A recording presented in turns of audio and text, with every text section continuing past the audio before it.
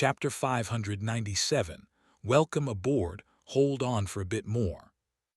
The archer strained a little, bearing their weight as he darted through the abyss, his flight swift and effortless. Illuminated by the paper lantern, the three of them traveled through the darkness like a small comet, moving faster and faster. The wind whistled in Sonny's ears. He remained silent for a bit, dumbfounded, then asked, "Wait, was it you who brought St. Tyrus here?" Kai smiled, looking somewhere far away. "Of course. When you and Cassie didn't return to the real world, we knew that the negotiation with the representatives of Clan Valor must have failed.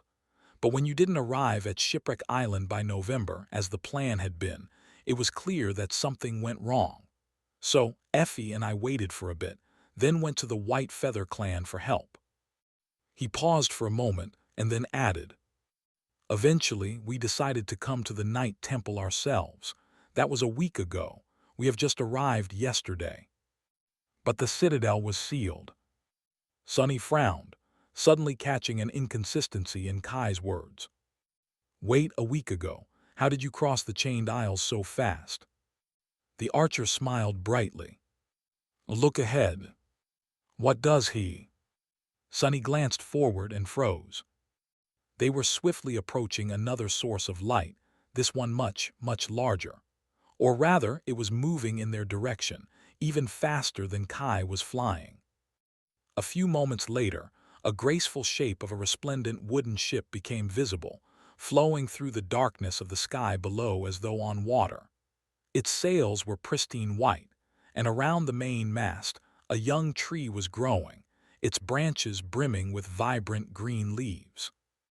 The firekeepers had succeeded in repairing the ancient vessel after all, it seemed. It looked elegant and swift, its hull devoid of the cracks and breaches that had marred its surface before. A patchwork of replacement boards still stood out on the polished wood, and here and there, the structure of the ship seemed rickety and slapdash, especially near the bow, which had been previously almost destroyed. However, overall, the vessel was a magnificent sight to behold. There was a battery of light memories illuminating the ship, an especially bright one burning at the tip of a long and sharp bowsprit. Human figures could be seen on the deck, moving around in a hurry. Sonny stared at the swiftly approaching ship, stunned by the sight of it.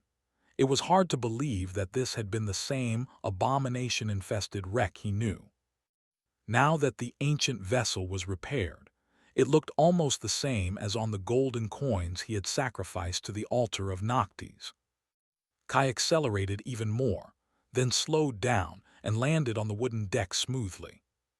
Feeling a solid surface under his feet, Sonny swayed a little and looked at the firekeepers that surrounded them. Then he sighed and fell down, instantly losing consciousness. After the terrible day, no, the terrible month he had, some rest was long overdue. A couple of hours later, Sonny came back to his senses. He was laying near the main mast of the ship, under the branches of the young tree, a soft pillow under his head and a warm blanket covering his body. He still felt terrible, but mostly due to the soul damage Mordred had dealt him. The physical wounds were not bothering him too much anymore. It seemed that while Sonny was out of it, the healer of the firekeepers, Shim, had treated him. "I am actually alive, what a miracle." He grimaced and sat up, then stared into the darkness for a bit. The ancient vessel was swiftly flying through the abyss, descending into its depths. Due to that, his body felt nice and weightless. Sonny dismissed the outer layer of the undying chain and studied his chest, where the terrible wound had already closed, be it just barely. Now that he was conscious, he would be able to stitch it up, or at least cover the gash with a bandage, as well as properly take care of the countless smaller injuries on his body. Satisfied with his state, Sonny looked around, noticing Cassie sleeping nearby.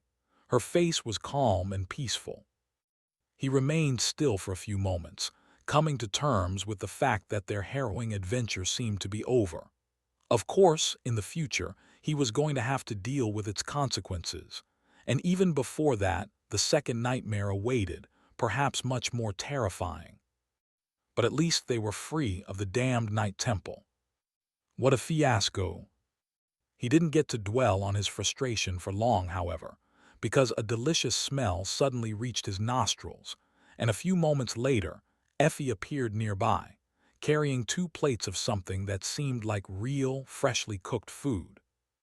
Sonny's eyes glistened, and his mouth instantly watered. The huntress grinned and handed him a plate. "Here you go, doofus. Welcome aboard." He flashed her a smile, and then attacked the food like a ravenous beast.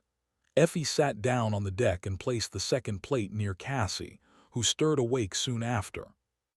A few minutes were spent in silence, disturbed only by the sound of energetic chewing. At some point, Kai landed nearby and joined them, an easygoing smile on his face. Finally, Sonny was done with his meal and pushed the plate away. "Hey, Effie, about that marriage proposal of yours, I might have changed my mind." She scoffed. "If you wish." He chuckled, then glanced into the darkness that surrounded them from all sides. "From the fact that we're descending, I get it that we are going toward the Ebony Tower." Kai nodded. "Yes, we are moving down and toward the tier as fast as we can. You will have to guide us to the rift in the flames once we reach them.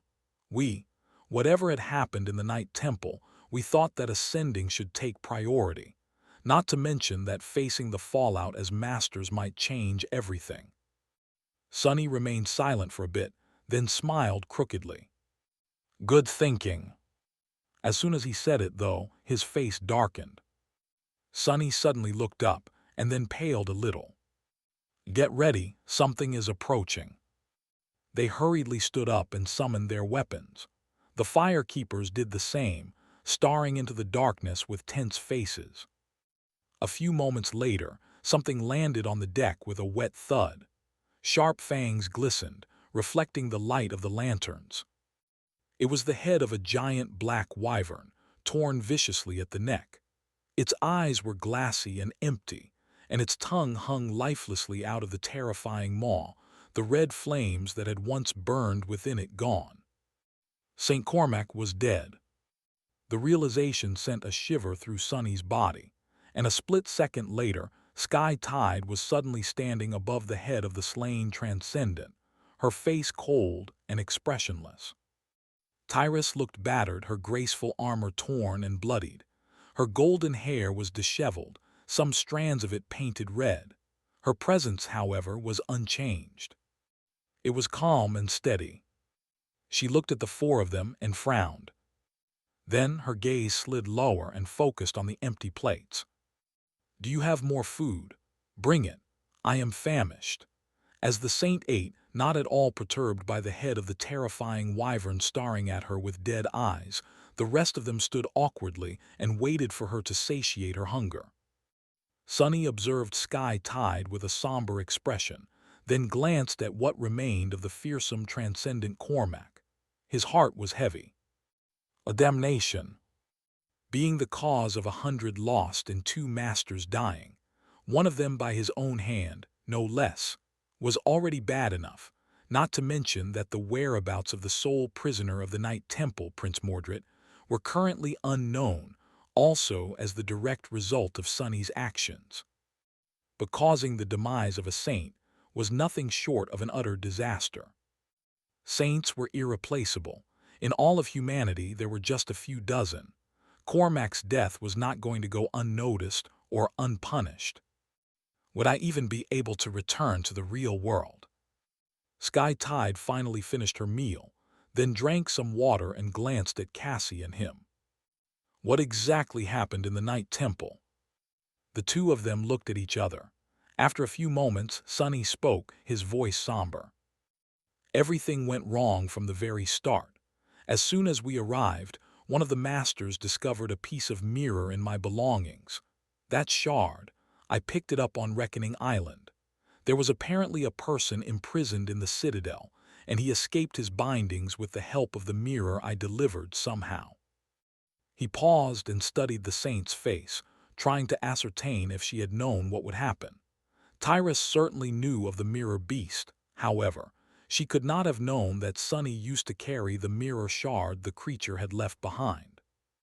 His attempt to read anything on her face failed, so he was left without an answer. With a sigh, Sunny continued. The masters destroyed the gateway and sealed the temple. After that, the escaped prisoner slaughtered the lost and took possession of a master's body. He even stole the knife from the shattered altar. In the end, it was just the three of us left alive, and he would have probably killed us too, but Saint Cormac arrived just in time. You know the rest. Saint Tyrus stared at him for a few moments, then shook her head. So the prince still lives. How could this be? She frowned and looked straight at him. Where is he now? Sunny shrugged. That we don't know. Saint Cormac must have destroyed his body, but as to where his soul went, your guess is as good as mine. He is probably hiding in one of the mirror shards, falling into the sky below with the rest of the Night Temple as we speak. Skytide remained silent for a while, then sighed. I see. You did well to survive. Don't worry about the rest. There are no witnesses left, and even the citadel itself is gone. I will deal with the fallout as well as I can. However, it will be good for the two of you to disappear for a while. Proceed to the Seed of Nightmare as you have planned and challenge it. By the time you return, if you do, the worst part will be over. The situation will be different too. She rose and glanced into the darkness of the sky below, a somber expression on her face. Now that the hollow mountain's anchor is no more, the chained isles will shift and change position. That will cause a mass migration of the nightmare creatures, both those from the surface and those from the dark side. Even some of the corrupted abominations might move to new hunting grounds. I will have my hands full for the foreseeable future, so we won't see each other again for a long time. Good luck to you. Sunny stared at the beautiful saint, then at the head of the wyvern. He cleared his throat. I am sorry, Lady Skytide, but won't you be in trouble?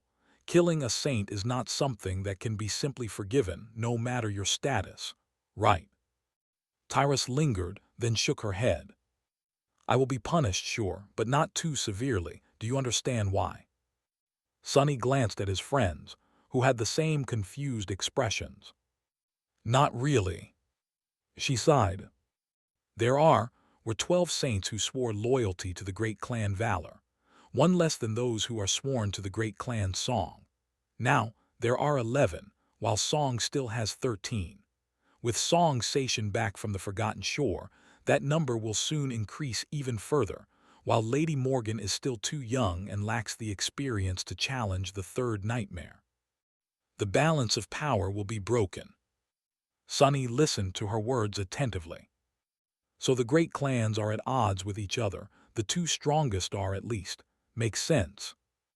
Skytide frowned, remained silent for a few moments, and then said, with the gap widening so drastically, Valor can't allow to lose me, or any more of their saints, so I will be fine, more or less.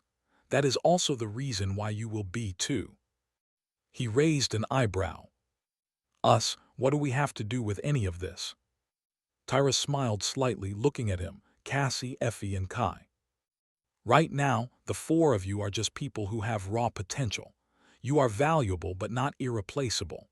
However, should you survive the second nightmare and ascend, you will prove that you have the courage, skill, and determination to realize that potential. You will prove that you can be saints and thus become precious.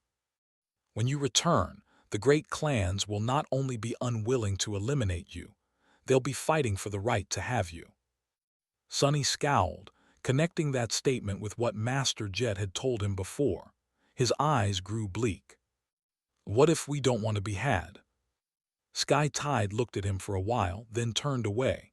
Her voice sounded even. Then you are out of luck. With that, she jumped up. A gust of cold wind suddenly enveloped the deck of the flying ship, and a moment later, a massive shadow separated from it and shot upward, soon disappearing into the distance. Sunny, Cassie, Effie, Kai, and the fire-keepers were left standing in the darkness alone. After some time, the huntress shifted and sighed heavily. She ate all my food. What a disaster! What a tragedy! The flying ship soared through the darkness, descending deeper and deeper into the empty void. After St. Tyrus had left, nothing much happened for a long time. They were surrounded by nothing, and nothing bothered them. This was the oppressive nothingness that Sonny was familiar with all too well. However, now things were different. The first time he had fallen into the sky below, he was alone and desperate, without any way to escape and no certainty of what awaited him below.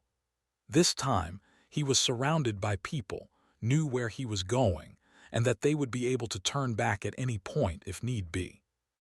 Not to mention that Sonny had a whole ship to explore, as opposed to plummeting down atop the corpse of a dead devil. The ancient vessel was not giant, but large enough to make their journey rather comfortable. There was an upper deck, the main cargo hold, the lower deck stretching from the bow to the middle point of the ship, the auxiliary cargo holds beneath it, and various compartments near the stern, including living quarters for the crew, 2 separate mess decks, a spacious captain's cabin, several smaller cabins that seemed as though they were meant for either guests or officers, a large war room, and a few service compartments. Currently, there were less than 30 people on board, so there was more than enough space for everyone. In fact, the vessel seemed rather empty and rough around the edges. The members of Cassie's cohort and other fire keepers that joined them to assist in the repairs had done a splendid job of restoring the flying ship's overall integrity, but had had no time to work on its interior.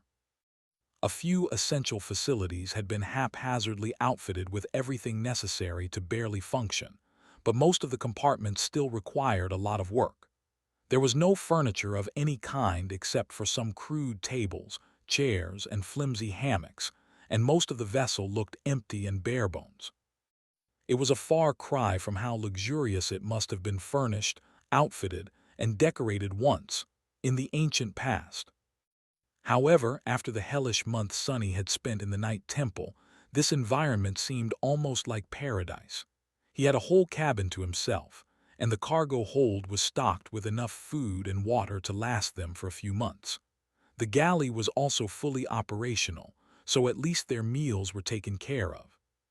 More than that, the flying ship did not wobble constantly up and down like a seafaring one would, and instead swayed gently from time to time, which was sort of calming and even a bit cozy. It was a strange vessel that moved partially due to sorcery, the sapling of a sacred tree growing around its mast serving as the source of it, and partially due to the wind. The fire-keepers seemed more or less capable of operating the sails, be it somewhat tentatively, and used either their aspects or memories akin to Cassie's wooden staff to produce gales that pushed the ship in the right direction. As the result, their descent into the abyss was swift, smooth, and almost relaxing. Sonny spent around a week slowly recuperating from his wounds, restoring his strength and resting. He slept a lot and ate as much as he could, knowing that the second nightmare was going to test the limits of his endurance. He had to enter it in as good of a shape as he could. He also used that time to think about what had transpired in the Night Temple, analyze everything he had learned about Mordred, and go over each of his thoughts and decisions, trying to learn from his mistakes.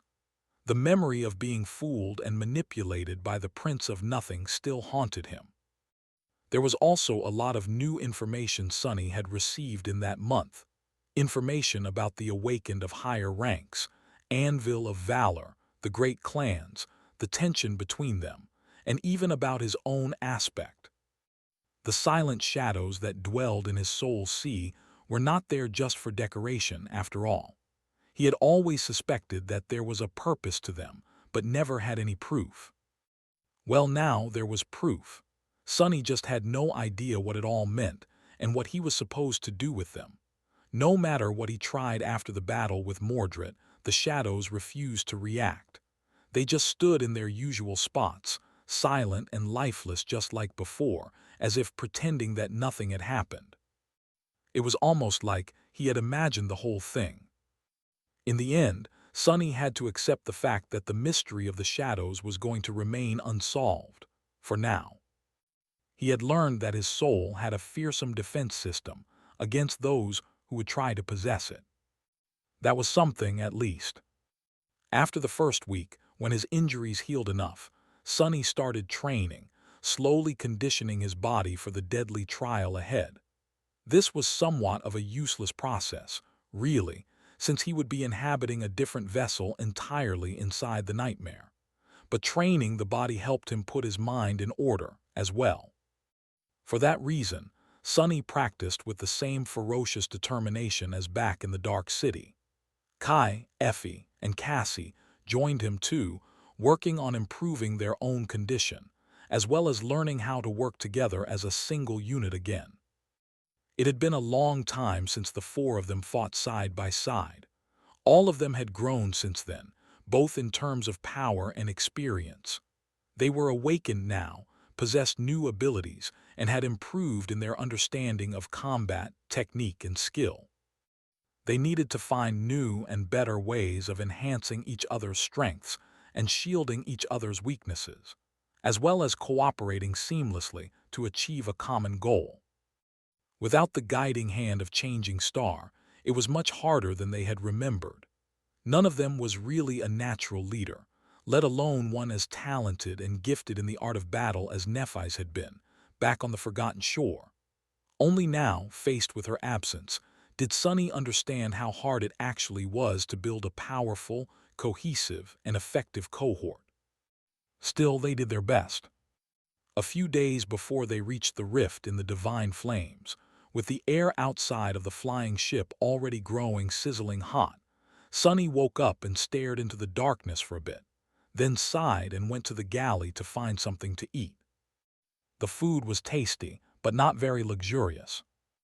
And once again, he failed to meet this day by drinking a cup of coffee, with a lot of sugar and maybe even real milk, as he had wished to do once, a long time ago, in the cafeteria of the Awakened Academy before venturing into the dream realm for the first time. Today was the day of the winter solstice. Sonny had turned 19. Last time, he celebrated his birthday in a blood-soaked castle standing in the middle of a cursed city. This time, he was going to celebrate it aboard an ancient ship that flew through a lightless abyss, descending toward an ocean of flames. It is somewhat of an improvement. I guess Sonny was not going to do anything special on that day, more so because the whole crew was in a bit of a melancholic mood. This was all of theirs first winter solstice after escaping the Forgotten Shore, so the fire keepers huddled together, remembering their fallen friends and wishing the young sleepers who were going to enter the dream realm come night well. However, Effie and Kai had other plans. It seemed that Cassie had told them that this was his birthday, so the huntress cooked up something special, and the four of them had a comparatively lavish dinner on the smaller mess deck, sharing the tales of what had happened to them in the past year and laughing about this and that. Laughter was much better than sorrow, especially considering that none of them knew when they would have an opportunity to laugh again. On the next day, the dark void around them was already hot enough to make moving on the upper deck hard. All of them dismissed most of their armor and worked the sails, their bodies glistening with sweat.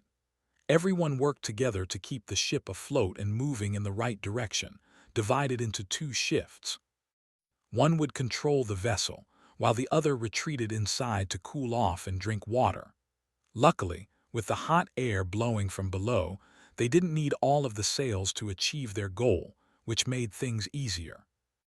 It had taken Sonny almost a month to reach the divine flames before, but the flying ship made the journey faster. Using several aspect abilities and ingenious tools, they were also able to navigate the abyss with a sufficient level of precision, quickly reaching the tier and continuing to descend in a wide spiral. The memory of the golden string of fate was still burned into his mind. So, By knowing where the twisted rock had been located in relation to their position, Sunny was able to guide the ship toward the rift in the ocean of divine flames. By the evening, it was already visible, looking like a tiny black hole in the incinerating tapestry of furious light. However, the rift wasn't really that small. It just appeared so because of the distance. Sunny had almost missed it the first time, flying through the very edge of the rift and being burned by the divine flames. This time around, they were going to keep to the very middle of it, separated from the immolating orbs of white fire by many kilometers of empty space. Hopefully, that would be enough to keep them from dying of heat. The sails were hoisted, and the ship continued to plummet toward the flames, supported only by the sorcerous power of the sacred tree and the ancient enchantments permeating the hull. Sunny was left alone at the helm, the rest of the crew seeking shelter in the main cargo hold, where the air was coolest. He had summoned the undying chain and the memory of fire, augmenting the protective charm with all three of his shadows. As the flying vessel came closer and closer to the rift, the leaves of the young tree rustled above him, and ghostly runes suddenly appeared on the surface of the ancient ship. Slowly, the heat retreated a little. Standing on the upper deck was still hard and uncomfortable, but at least tolerable, especially with the help of his charm. Sunny carefully guided the vessel into the rift, keeping to the very center of it, as far away from the walls of divine fire as he could. It was as though he was guiding the ship through a vertical tunnel that twisted slowly, moving left and right, forward and back. Luckily, descending didn't require a lot of skill from the helmsman. Sunny was barely acquainted with how to steer a boat, let alone a flying one the size of a frigate, so he wouldn't have been able to do much if things went wrong. But they did not. Some time later, the ancient vessel left the rift and submerged into the darkness once again, the skis above burning like a sea of flame. He sent the ship flying toward the island that loomed in the void, not too far away, and let out a relieved sigh. They had made it. They moored the ship to one of the horizontal stone masts protruding from the island and disembarked. Walking across the obsidian pillar, everyone reached the solid ground and stopped, staring at the somber landscape in front of them in stunned silence. The ebony island was just as the last time Sunny had visited it. It was cut out of dark stone and floated in the endless emptiness, surrounded by drifting slabs of shattered obsidian.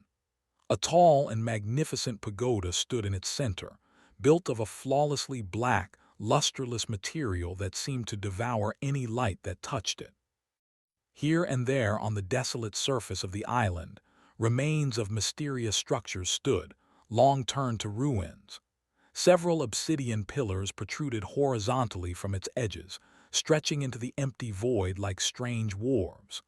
The flying ship floated near one of them, fastened to it by strong chains. Effie stared at the ebony tower, then turned to Sunny, her face uncharacteristically pale. "I can't believe you made it all the way here alone. How did you even survive?" Sunny hesitated, then shrugged. "Barely, and with a bit of luck." With that, he sighed and headed toward the dark tower. Near its doors, it was time for the four of them to say goodbye to the fire keepers. Cassie's cohort and the rest were not going to follow them into the nightmare. Some would maybe challenge their own in the future, when they felt ready, but 1 year was really not enough to prepare most of Awakened for this harrowing trial. Instead, the fire keepers were going to remain on the Obsidian Island. Some were going to establish a temporary base there, while others would guide the flying ship back to the sanctuary of Noctis, and then return with more supplies and enough materials to continue working on the vessel itself. In that manner, they would travel between the sky below and the chained isles, awaiting the return of the challengers for as long as needed. The farewell was a bit emotional, at least on the part of the members of Cassie's cohort. She entrusted the command of it to Shim, the healer, and turned away, the silver half-mask obscuring her expression. No one knew if they were going to see each other again. For the survivors of the Forgotten Shore, parting with those who they cared about was nothing new. However, it never became easy. Sunny opened the gates of the Ebony Tower and guided the others into its dark halls, ascending one level after another. Effie and Kai were looking around, curiosity mixing with fear on their faces. Cassie paled terribly on the second level, where the harrowing rot had once grown from the severed arm of a deity, but did not say anything. The Hall of Runes affected her even worse. Kai and Effie were guided through it by Sunny, their eyes tightly shut, but the blind girl could not do the same. Her keen intuition and enhanced senses sometimes were akin to a curse. However, for that very same reason, her mental resilience was also unmatched. She gritted her teeth and persevered. Finally, they reached the last level and drowned the stone arch of the portal with divine flame, taking turns feeding their soul essence to the cruel sight. With their combined efforts, activating it did not take as long as when Sunny had tried to do it alone. Soon, they were standing inside a graceful white gazebo, the portal disappearing behind them. In front of them, though, was the tranquil haven of the Ivory Island. Slates of shattered marble floated around it. There was a beautiful meadow near the gazebo, and a peaceful grove of trees, their branches rustling under the gentle wind. Some distance away, connected to the gazebo by a stone path, stood the magnificent pagoda built out of pristine white material that was neither stone nor wood. It was beautiful, graceful, and slightly surreal, as if too sublime to exist in the mortal realm. And around it, the bones of a dead dragon lay, reflecting the radiant light of the sun. They walked past the clear lake and through the jaws of the great beast, finally entering the solemn darkness of the ancient Hall of Chains, where hope had once been bound. Once inside, the four of them froze, suddenly overwhelmed by fatigue. 7 chains lay on the pristine white floor in front of them, each ending in a broken shackle. The shackles were marred and torn, their mangled surface inscribed with a myriad of runes. A strange shimmering rose from their surface in ethereal wisps, coalescing into a chaotic, ever-changing mass of pure darkness that pulsated in the very center of the great hall. But it wasn't darkness, not really. Instead, it was a rift in the fabric of reality, one that could devour even light itself. Hypnotized by the visage of the seed, Sunny felt it deep in his soul. The magnetic, insidious call of the nightmare. This time, finally, he was going to answer it. Sunny sighed and then looked at his companions. They had already said everything that needed to be said, discussed everything that could be discussed. There was no reason to linger. "Are you ready?" Effie, Kai, and Cassie remained silent for a while, staring at the pulsating darkness. Their faces were pale and vulnerable, devoid of the usual masks of confidence. Finally, the blind girl whispered, "What are we waiting for? It is just the second nightmare." Sunny smiled, then suddenly laughed. "Indeed." With that, he gripped her shoulder for a moment and then stepped forward, heading toward the pulsating rift in reality. With each step, the world seemed to dim a little, turning darker and darker. Effie, Kai, and Cassie followed. A few moments later, they were gone. The Hall of Chains was gone, too. Sunny found himself standing alone in complete darkness, surrounded by utter nothingness. In this nothingness, he heard the voice of the spell. "Awakened, prepare for your second trial." He smiled darkly. "Just like the first one, well, let's see where I land this time. I doubt that it can be any worse than before." The voice of the spell thundered again, making him shiver. "5 brave ones, welcome to the nightmare." The darkness moved, turning into something else, something different. Sunny, however, was not paying attention. "Wait, 5? Did it say 5? Who's the 5th one? What?" He didn't get to finish that thought, though. His vision cleared, revealing. End of Volume 3, Prince of Nothing. Sunny dreamt of boundless blue skies. Beneath them, a patchwork of islands floated in the air, laid on the backdrop of velvety darkness like a beautiful mosaic. Some islands were verdant and green, some were desolate and empty, and some were covered by ancient ruins, the weathered stones overgrown by moss. All of them were bound by colossal iron chains that rattled loudly as the islands rose and fell, hovering above the abyss, a scattering of pale stars shining somewhere far, far below them. In the center of the mosaic, an ugly wound gaped, a vast tear in space where nothing but emptiness remained. A lone island soared above that tear, 7 torn chains hanging from its slopes, a beautiful white pagoda standing on its surface in a mantle of clouds. Suddenly the sun rolled backward, soon disappearing behind the eastern horizon. The skies darkened, and then were illuminated again as a radiant moon streaked across them, swift enough to turn into a blurry trail of light. A moment later, it was day again, and then it was night once more. The skis grew torn between light and darkness, time flowing in reverse with terrible speed. Sunny watched as the islands beneath him slowly changed their shapes, as ruins rose from the ground and assembled into unwavering structures, as the stars burning in the abyss grew brighter and brighter, new ones igniting each moment, until the whole void was suffused with a furious white light. One after another, fallen islands rose from that annihilating light, the chains that had tethered them to the rest of the mosaic repairing themselves.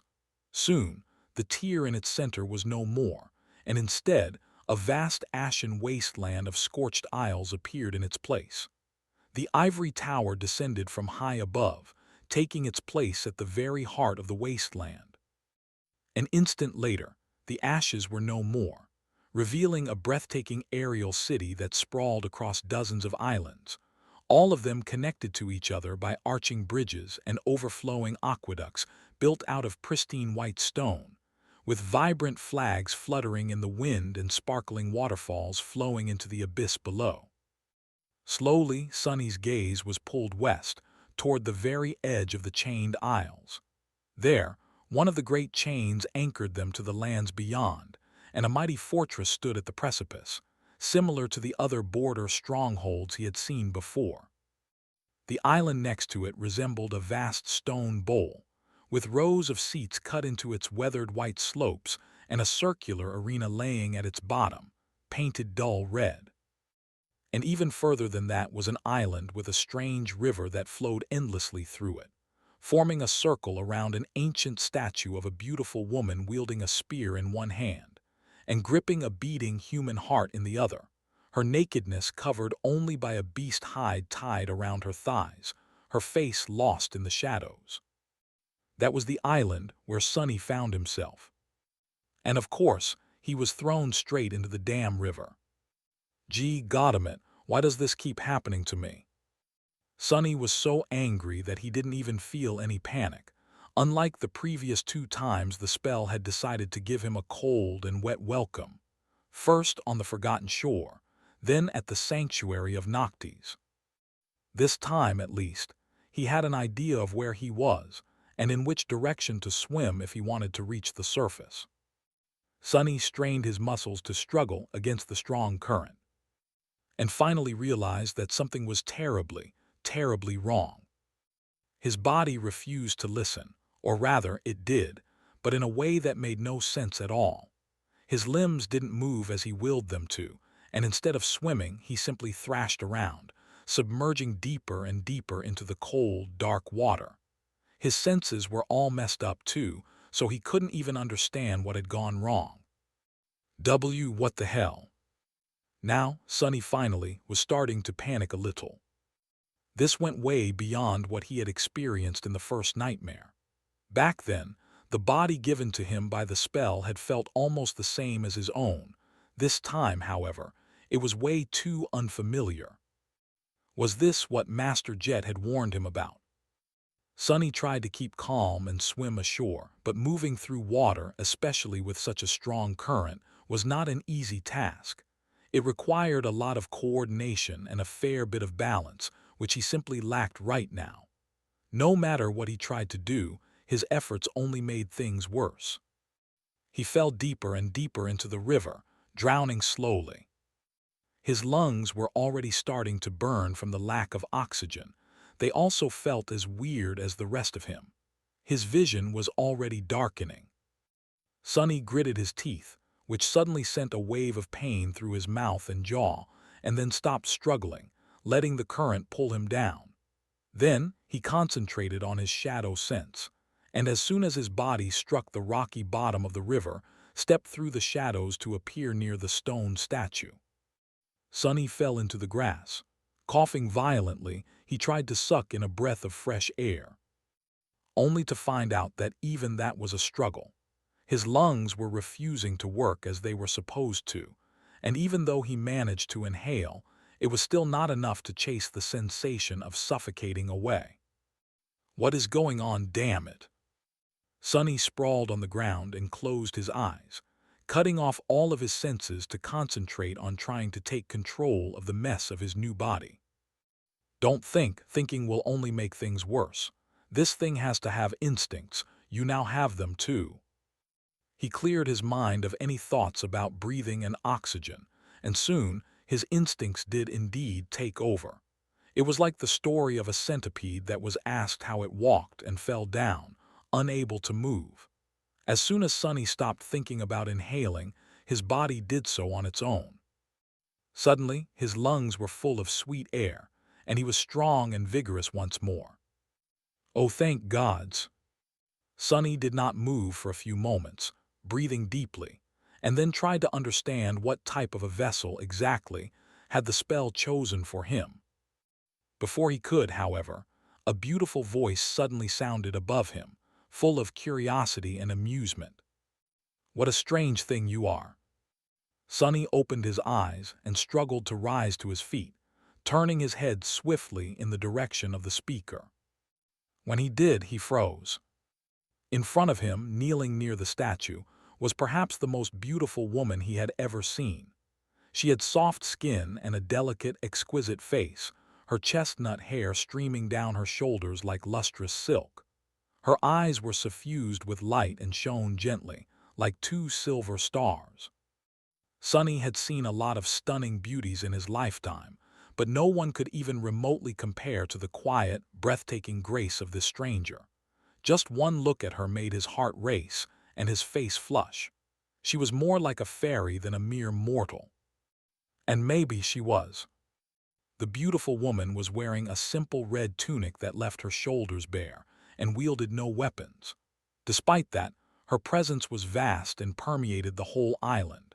It was as though the blades of grass bent slightly to be closer to her. The rays of sunshine changed their path to caress her skin, as if she didn't exist in the world, but instead, the world existed around her. And something about her felt strangely familiar. Sonny opened his mouth, stunned, and said, Greetings. Or at least he tried to.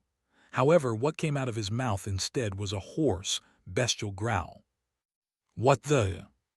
He tried to speak again, and once more his mouth produced a low, threatening gnarl. The woman frowned. One of Shadow God's creatures. How curious. I didn't know that there were any of you left here in the Kingdom of Hope. Sonny stared at her, dumbfounded. Then he lowered his eyes and finally looked at himself. Oh crap. Well, at least one of his desires had come true. Sonny wasn't short anymore. In fact, he was at least 2 meters tall. The problem, however, was that he wasn't a human. His skin was light gray, the color of stone. His legs were long and digitigrade, bending backward and ending with powerful, sharp claws. He had 4 arms, each longer and stronger than that of a human, and a long, twisting tail. His face was like that of a demon, with sharp features and a mouth full of terrifying fangs.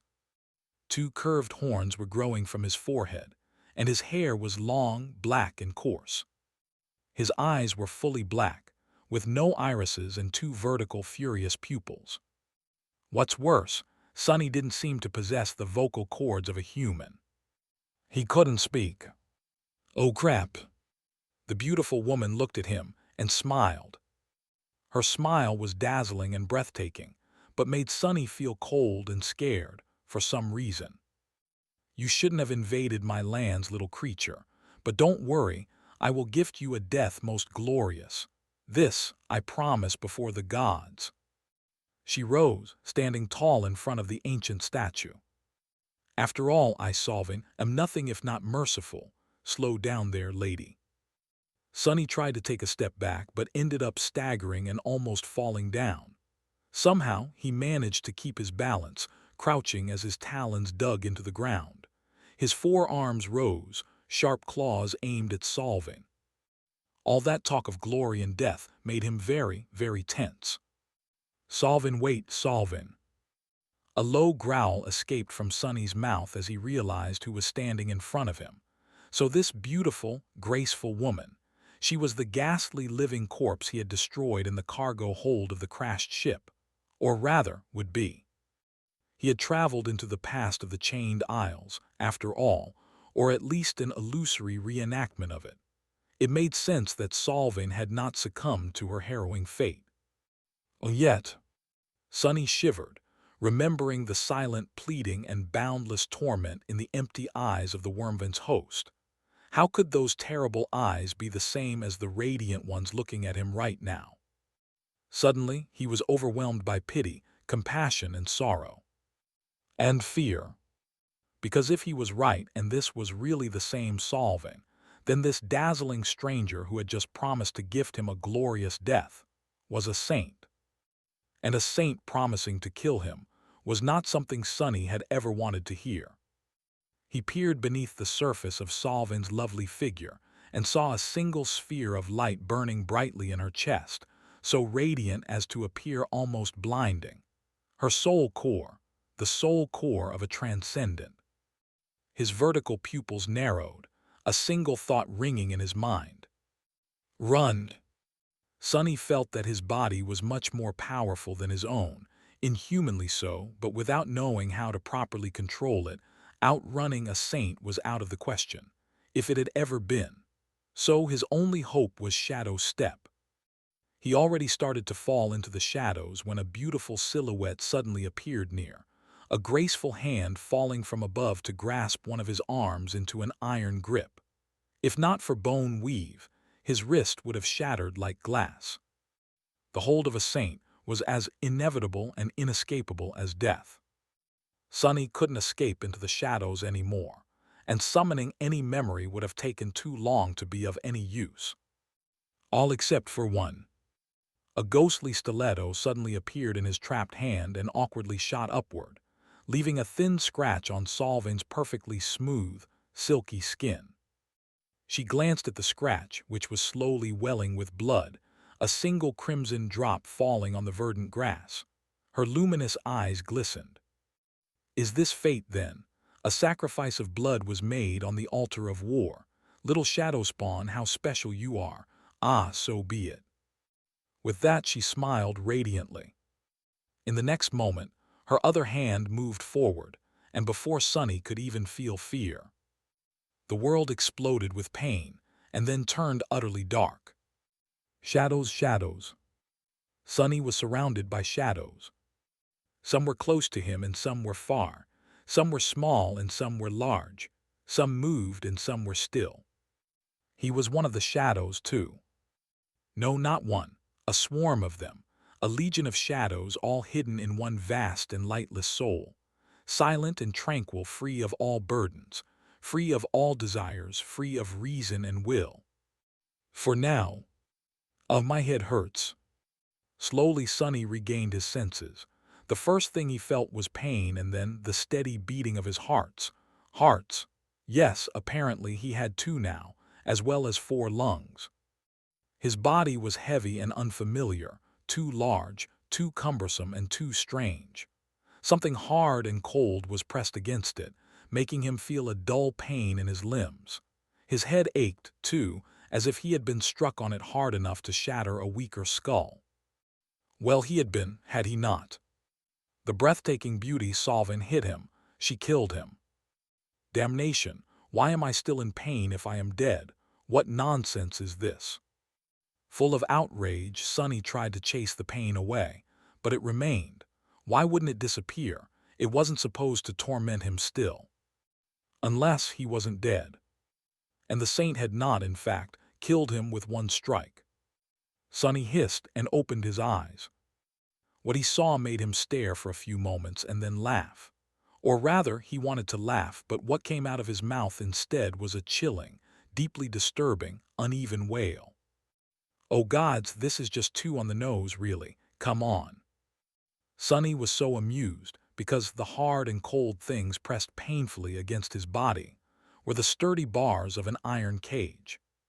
He was in a cage again, and there was a steel collar wrapped around his neck. Sonny was, once again, turned into a slave. Hey, Spell, is this funny to you? Are you happy with yourself, you wretch?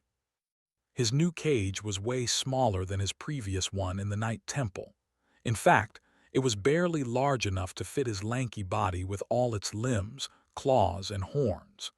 The cage was hung from the ceiling by a rusty chain, and his every move caused it to sway lightly, the bars digging painfully into his flesh.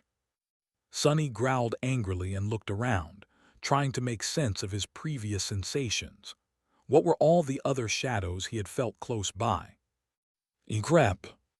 All around him were rows of hanging cages of different sizes, and each of them imprisoned a creature of some sort.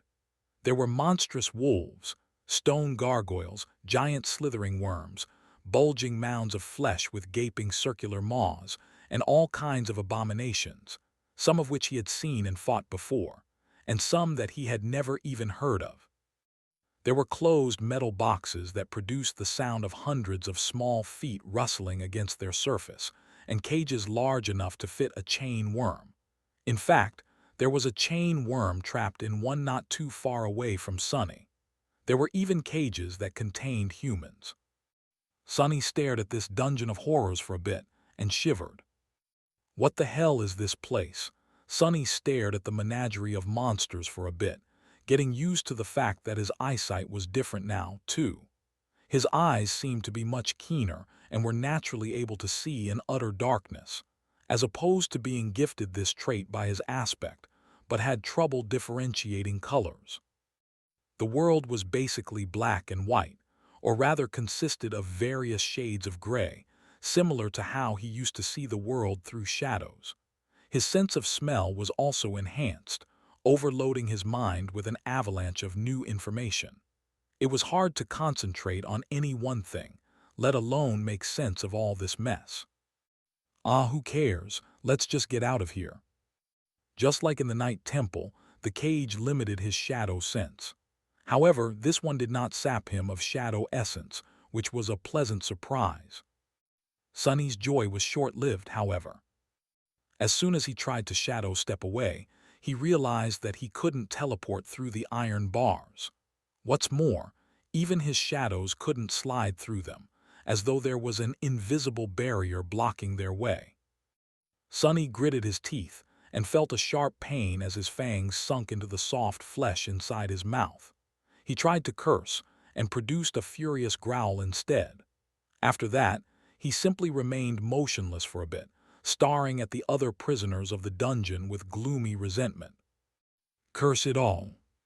Finally, he shook his head and awkwardly knelt at the bottom of the cage, grasping the iron bars with all four of his hands.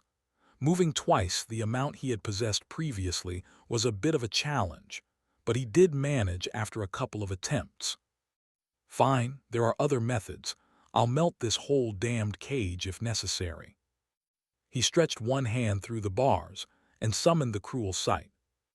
And then nothing happened. The only thing that changed was that his steel collar turned a little colder for a moment. Sonny frowned, his black eyes growing even darker, then tried again. The somber weapon did not appear. There was no tenebrous mist shrouding his hand, and no feeling of a small portion of his shadow essence disappearing to grant the memory a physical shape.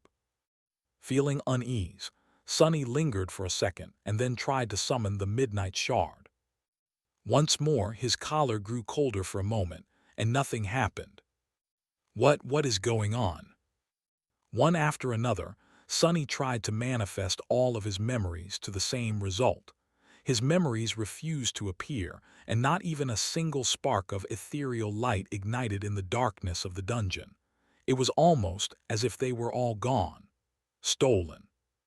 Even Weaver's mask. Panicking, he hurriedly summoned the runes, hoping to see that he was wrong, that the list of his memories did not turn empty. No, no, no, no, no. But the familiar shimmering runes did not appear. There was nothing in the air in front of him, just cold and dark emptiness. Wait, what? Sonny called the runes forth again and again, but they were inexplicably gone. His collar was now as cold as ice. Can't be. It was almost as if he was completely cut off from the spell. When the realization hit him, Sonny leaned heavily on the bars of the cage and remained motionless for a while, utterly stunned. What kind of a nightmare was that? How was it even possible to lose connection to the spell? Spell, it was the spell, damn it, the terrifying almighty spell. Who could snatch an awakened away from it? He wasn't even able to enter his soul sea. The scale and scope of this tectonic change simply failed to fit into his mind. Sonny had spent so long living with the spell that he almost didn't remember what existing without it felt like. It was as though an integral part of his being was suddenly taken away, leaving him hollow and incomplete. I don't understand. He was still trying to cope with this new reality when heavy footsteps suddenly resounded in the ghastly dungeon. Raising his head, Sonny saw a giant of a man walking between the hanging cages, his powerful figure radiating a sense of vast, solemn strength. The man was wearing a worn leather armor and a tattered red robe, its edges frayed and torn. On his back, a barbarous curved blade hung, wide and heavy enough to split any abomination in half, and on his belt, heavy chains rattled with each step. The giant's face was hidden beneath a hood, but Sonny didn't need to see it to know that he was looking at an Ascended. And that Ascended was walking straight to his cage. Now is my chance, but to do what exactly? Sonny was not accustomed to his new monstrous body and was devoid of the ability to summon memories. He was unarmed and defenseless. He didn't even know if his aspect still worked. What was he supposed to do? Try to fight a master with his bare fists, claws, or whatever, or wait and see what happens? In the end, the cautious part of his mind won.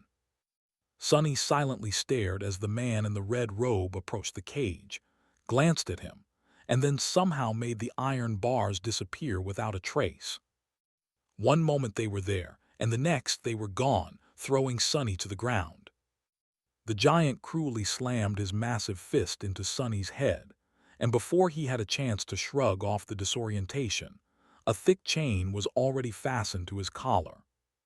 Then Sonny was dragged somewhere, sliding across the dirty floor as the collar dug painfully into his neck.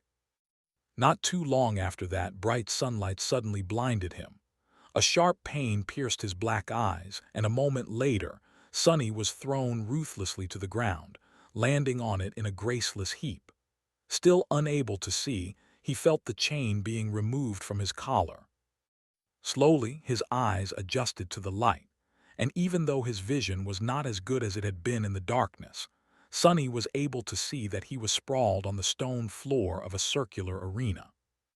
All around him, rows of seats rose, cut from pristine white stone to form a vast amphitheater.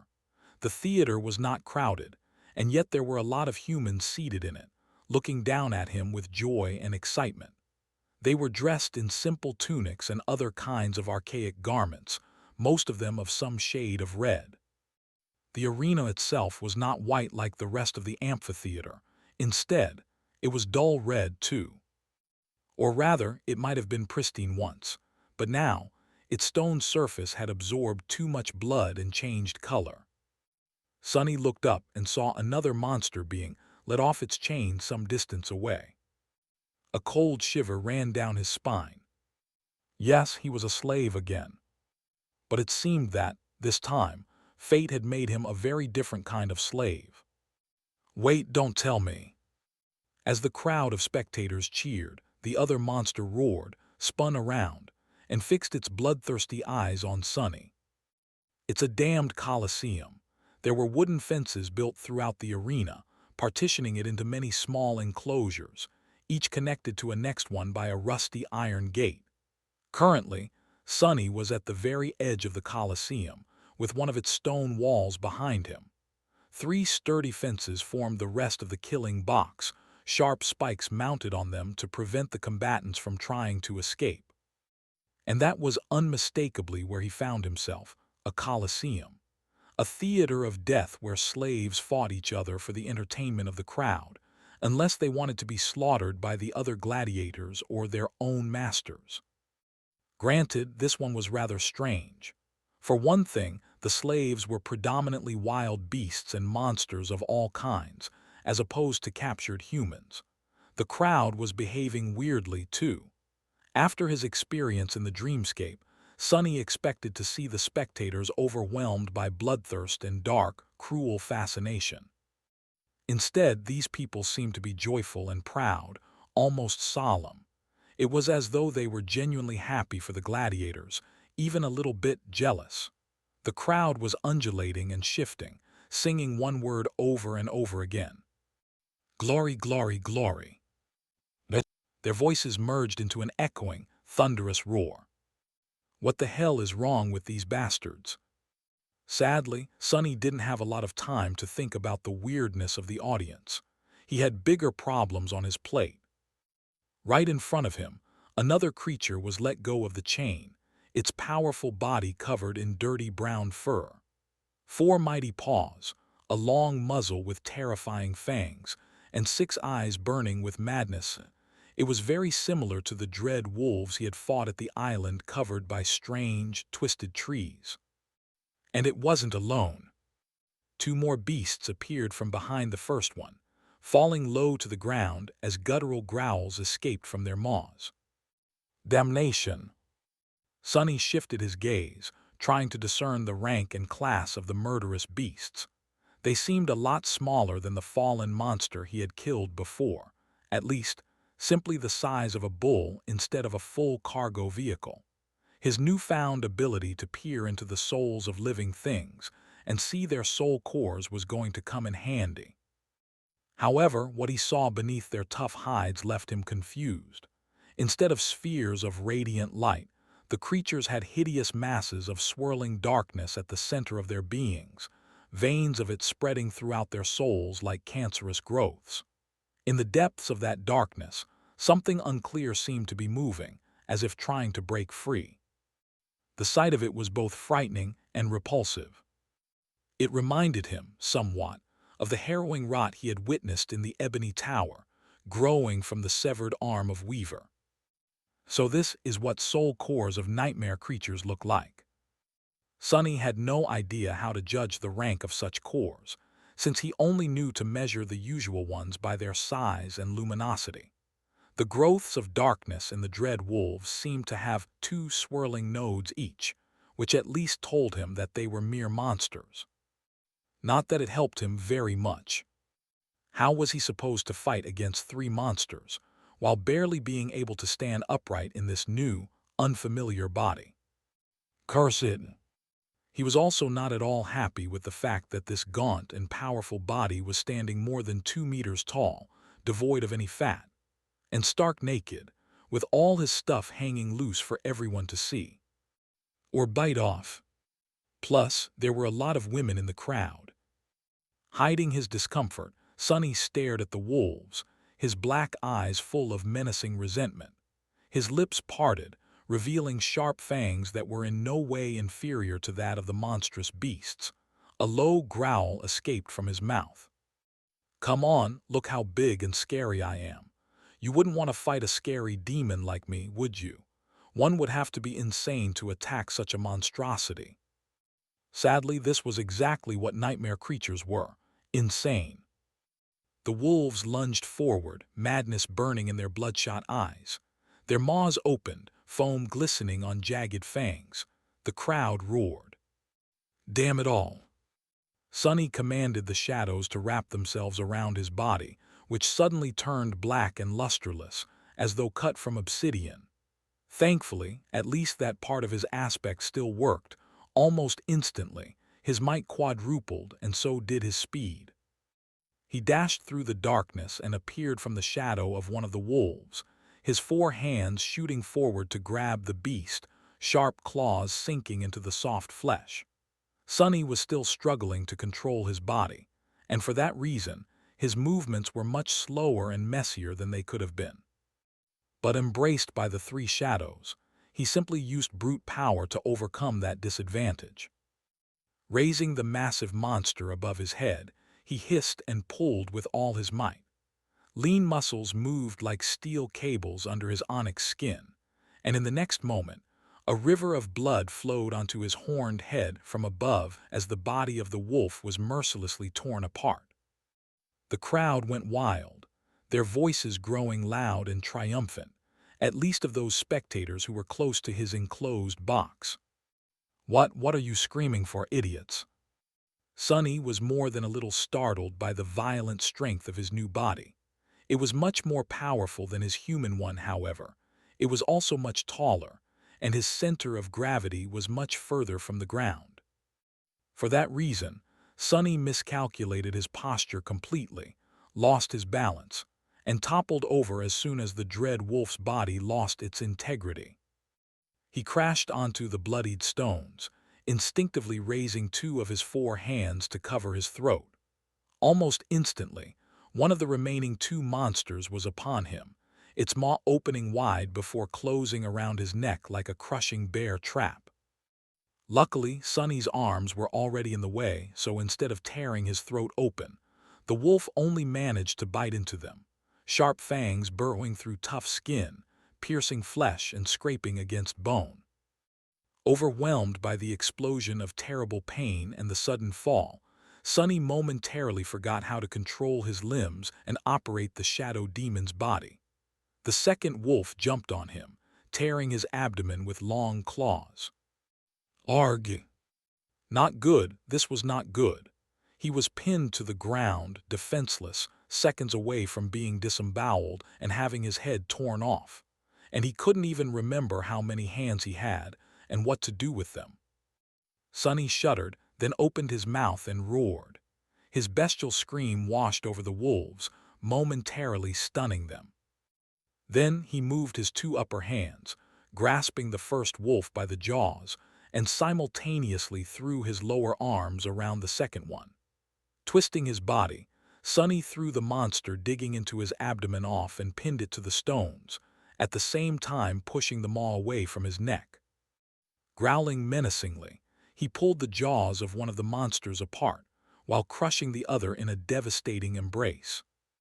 The three of them struggled furiously for a few moments, more and more gashes and lacerations accumulating on Sonny's body. The pain flooded his mind, clearing it of all unnecessary thoughts. All that remained was a cold and murderous will to kill. He strained the muscles of his demonic body to the limit, and finally felt the spine of one of the wolves snap in his embrace, and at the same time, the lower jaw of the other one separate from its skull. A pitiful wail assaulted his ears, and he threw the paralyzed monster away, ripping the other's jaw off entirely. Both wolves fell to the ground, while Sonny was finally able to rise. His fists came down like sledgehammers, crushing the skulls of the abominations into paste. The massive bodies of the nightmare creatures shuddered, and then grew still. Sonny was left kneeling, his chest rising and falling heavily. His naked body was covered in deep lacerations and blood, most of it not his own. His eyes were as black as the bottomless abyss of the sky below, and his four hands hung low, claws marred with strands of brown fur, bone dust, and disgusting grayish-red sludge. The crowd cheered loudly, more spectators starting to pay attention to his box, with disturbingly joyful and sincerely pleased expressions on their faces. Sonny sucked in the air into his four lungs, his two hearts beating wildly, and slowly rose to his feet. He scowled, painfully aware of the absence of the familiar voice announcing his kills. The spell was silent. And now what? As though to answer his question, a rattling of chains resounded from somewhere up ahead. And then the rusty iron gate in the front fence of the box rose, opening a path to a new one, this one closer to the center of the arena and permeated with the smell of death even more. Sonny stared at the newly opened path with a bleak expression, then let out a low growl and walked toward it, now acquainted with his towering body a little bit better. Damned solving. That witch. I am going to kill her again, I mean. Anyway, she's going to answer for everything before the nightmare is over. This, I promise before the gods. Radiating a menacing aura of anger and resentment, Sonny passed beneath the rusted gates and entered the second box. As Sonny was walking toward the next enclosure, he had a few seconds to think. The first thing he realized was that, despite the fact that the spell remained silent, he had in fact received the shadow fragments from the three dread wolves. The feeling of his cores, and thus body, growing a tiny bit stronger was there, even though it was hard to sense the minuscule change in all the chaos. Strange, this is all so strange. His connection to the spell seemed to be gone, cut by the steel collar on his neck, and yet not all of his powers disappeared. Sonny couldn't access his soul sea and summon memories or runes, but he still possessed the ability to absorb fragments. He was also able to command his shadows to augment his body, as well as use Shadow Step, even though its range seemed to be limited by the walls of the arena. What did it all mean? Well, from the look of it, while the spell was gone, his aspect remained. There was a lot of meaning hidden in this simple fact, but Sonny had no time to unpack it. What else was his aspect capable of? Walking under the rusty gate, Sonny hesitated for a split second and then summoned the Soul Serpent. A moment later, almost unnoticeable on his obsidian skin, an intricate tattoo of a coiling serpent appeared, wrapped around his arms and torso. When Sonny sent shadow essence coursing through it, the coils shone with dark radiance, revealing themselves for everyone to see. His lips moved, revealing powerful fangs and a frightening grin. So you are here as well, buddy. What did it mean? It meant that Sonny didn't have to fight unarmed anymore. It also meant that Saint was with him as well. He might not have been the most deadly of creatures at the moment, still unaccustomed to this new lumbering body. But the two of them. Together, Sonny and Saint were a duo most fearsome. Full of new confidence, he entered the second killing box, sending his shadow sense forward to encompass it. What he saw there made him squint a little. There was already a battle going on in the enclosure, a pair of humans desperately trying to fight off a swarm of small, swift lizard-like creatures. Both of them wore white tunics, the younger one unarmed, while the older one had a simple sword in his hands and a leather cuirass protecting his torso. There were several human corpses laying on the ground, terribly disfigured by the sharp claws and triangular fangs of the abominations, with their once white clothes soaked in blood. Sonny shifted his gaze and saw the vile darkness spreading through the souls of the lizard-like gremlins. From the look of it, they were all awakened, the same as the wolves he had fought. Sonny measured the strength of the monsters during the battle and judged their rank to be the same as his. The younger man was an awakened as well, with a single radiant soul core, while the older one had none at all. He was a mundane human. As Sonny watched, the older warrior was finally overwhelmed and fell to the ground, the gremlins easily tearing through his cuirass and sinking their claws and teeth into the soft flesh beneath. The young man screamed and dashed to help him, but it was already too late.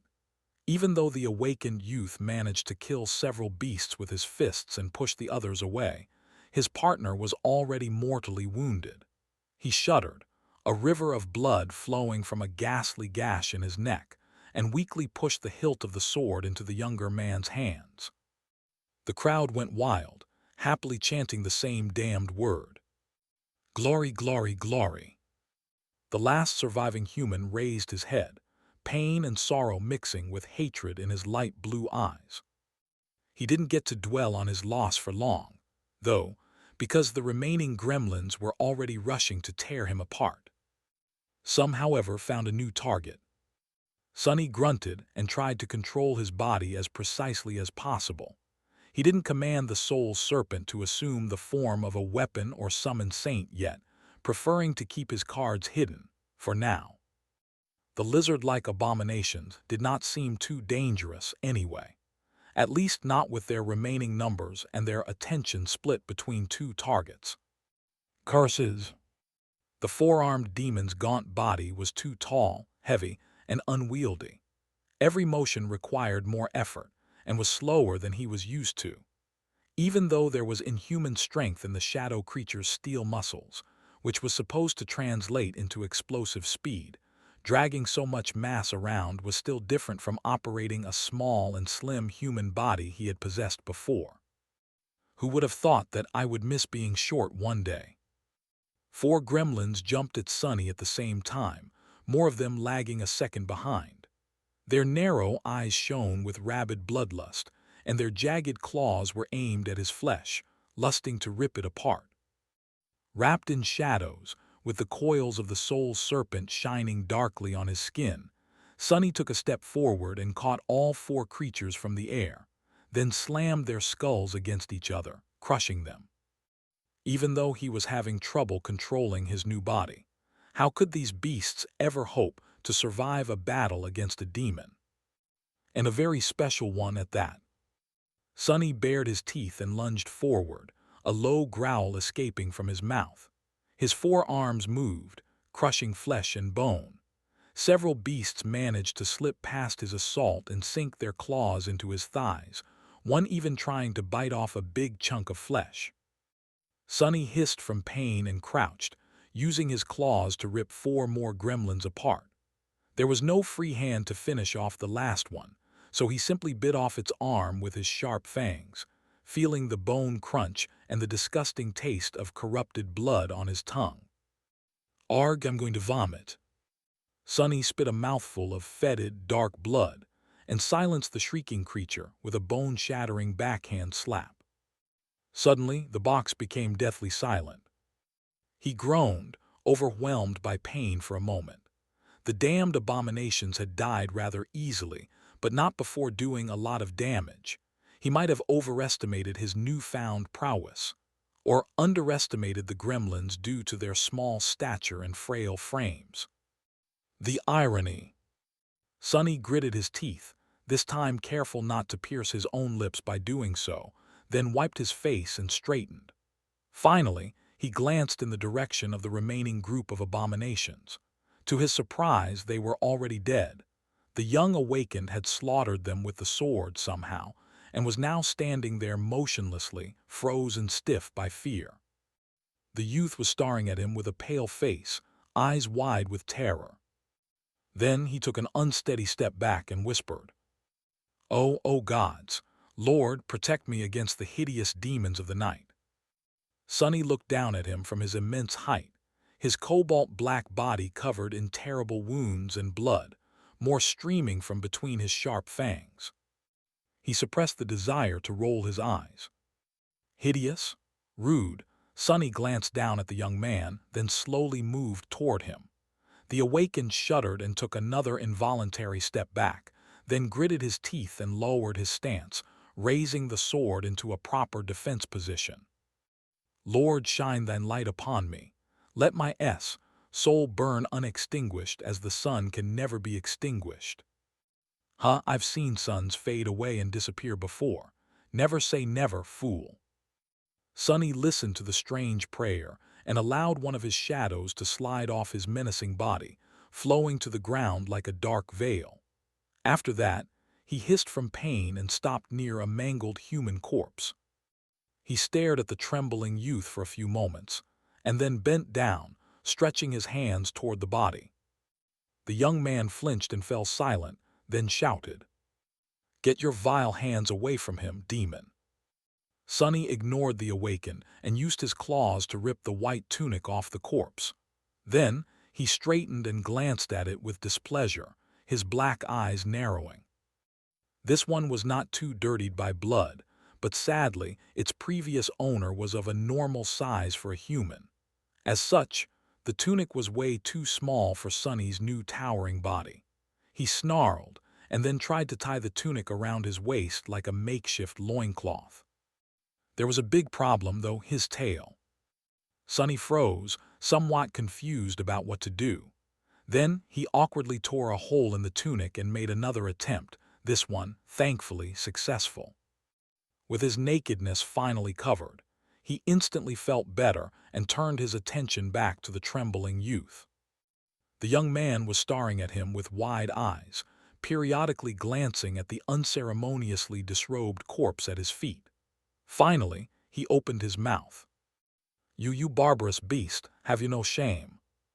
Sonny grinned, revealing 2 rows of sharp fangs and 4 long, terrifying canines. In the next moment, though, his smile dimmed, because there was suddenly a familiar pressure rising in his mind. So his flaw remained as well. "Damn it!" He hesitated, then slowly shook his head.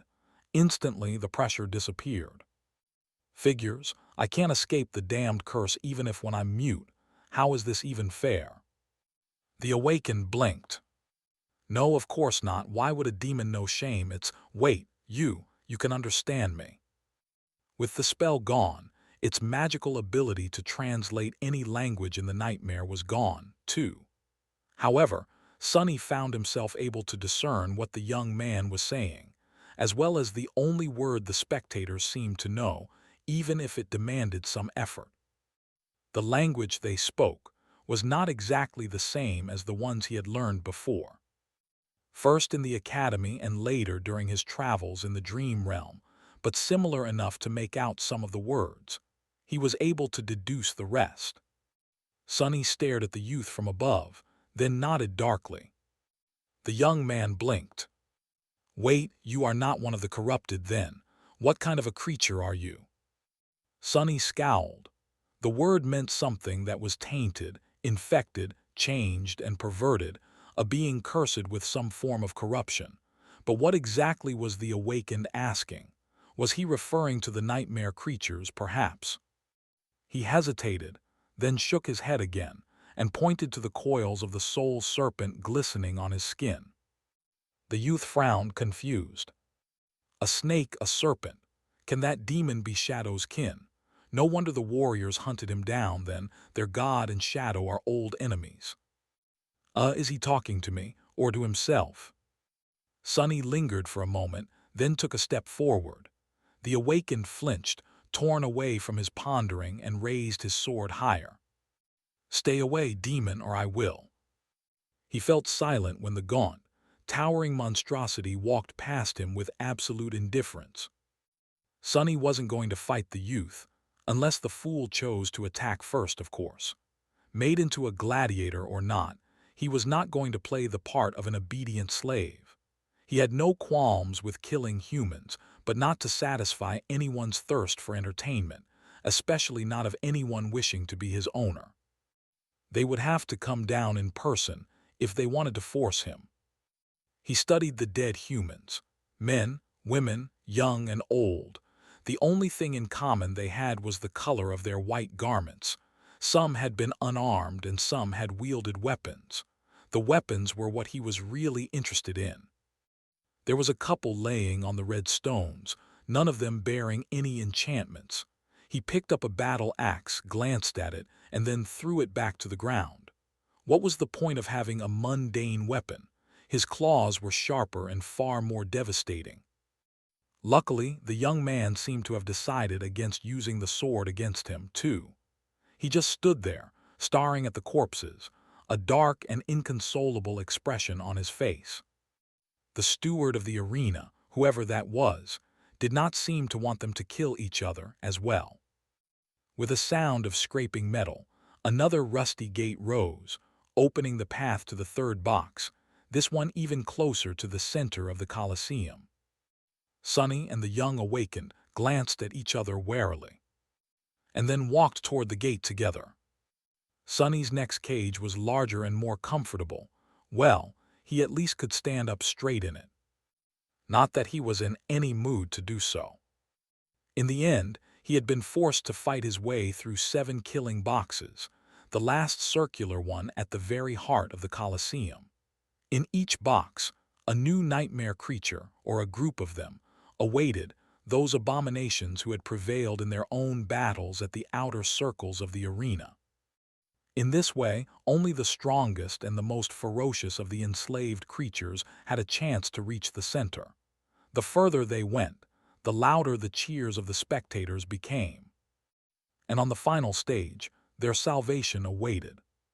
Kill the final enemy and get the chance to live another day, only to be forced to go through this meat grinder again, undoubtedly, collecting more wounds, more kills, more glory. Sonny had received a lot of injuries. As for the glory, he wasn't so sure. Currently, he was sprawled on the bottom of a hanging cage, his body a map of gashes, lacerations, and bruises. Everything hurt, but at least he wasn't bleeding. That was the benefit of losing his chance to receive Shadow God's lineage. He was slowly healing. In the cage next to him, the awakened with light blue eyes sat, an empty and hollow expression on his smooth, youthful face. The young man had somehow managed to survive as well, but grew quiet and despondent after they were brought back to the dungeon.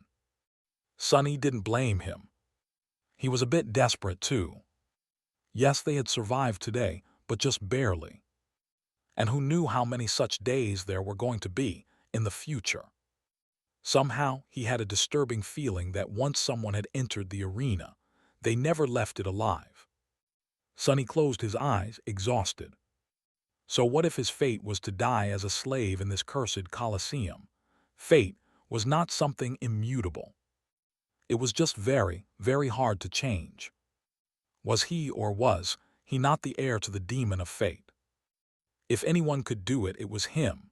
Caged in the darkness, Sonny had a lot of time to think. All around him, a horde of nightmare creatures waited for their turn to be slaughtered in the blood-soaked arena, a few unfortunate human slaves among them. Here in the nightmarish dungeon, both abominations and people were the same, equal in the face of inevitable death. His thoughts returned to the very start of the trial, to the announcement the spell made. 5 brave ones. Someone else had entered the nightmare with them, and Sonny had a good idea who. Mordred, the Prince of Nothing, still lived, against all odds, and had found a way to reach his goal. Perhaps his reflection had hidden in the eyes of Saint Cormac, and then slid unnoticed into either Effie's or Kai's. Was one of his friends dead? No, that didn't make sense.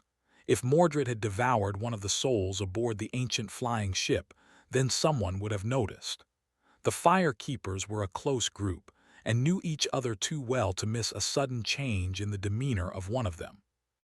As for Effie and Kai, if they had fallen victim to Mordred's terrifying ability, then there would have been only 4 souls entering the nightmare.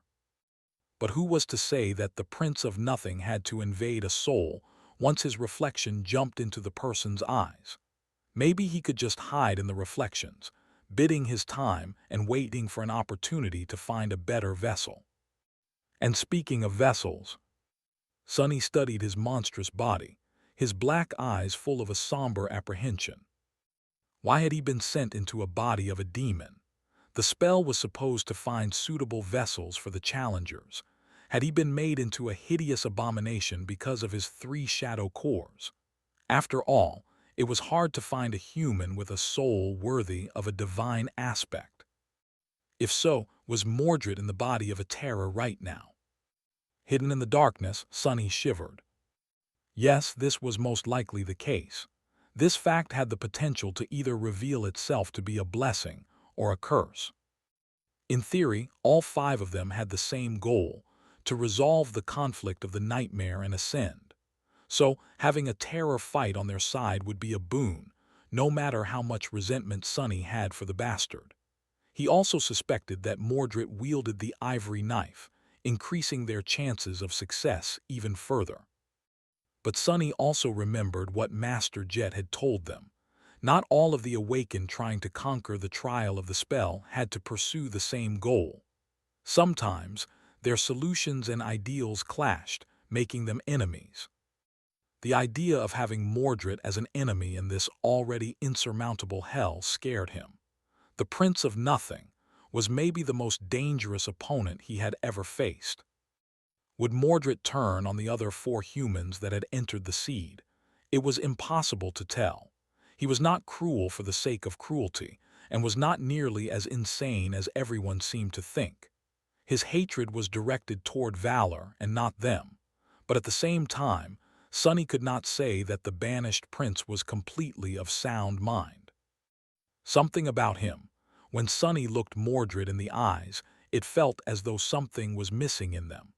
It was a very small difference, but one that made facing the Prince of Nothing strangely unsettling. Mordred was a wild card, one whose actions Sunny simply could not predict. No point in dwelling on it right now.